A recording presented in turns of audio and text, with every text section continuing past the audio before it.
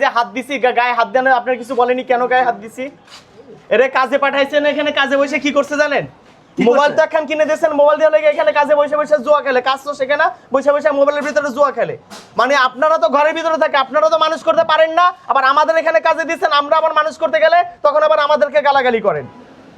দোষ কি আমাদের নাকি আপনাদের মতো গার্ডিয়ানের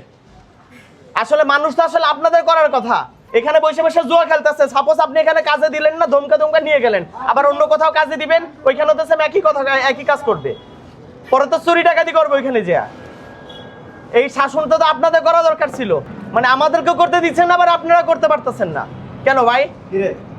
কি কয় এগুলা দেখেন এর মোবাইলের ভিতরে কয়টা জোর সাইড আছে দেখেন আপনি এখানে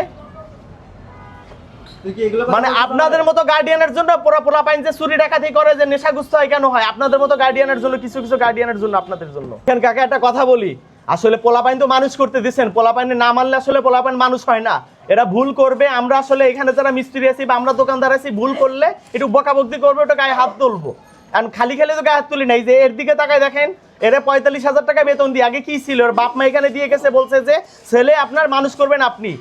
এখন মানুষের মতো মানুষ হয়েছে প্রতি মাসে 45,000 টাকা বেতন দিয়ে রে আমি কই এর ফ্যামিলি থেকে তো কোনো একটা কথা বলে নাই আমিও তো মার খাইছি থাপড় খাইছি তারপর তো কাজ ঠিক আছে বাবা আমি না বুঝে আমি ভুল করছি মোবাইল পাই করে এদিকে এই সর ভেতর ঢোক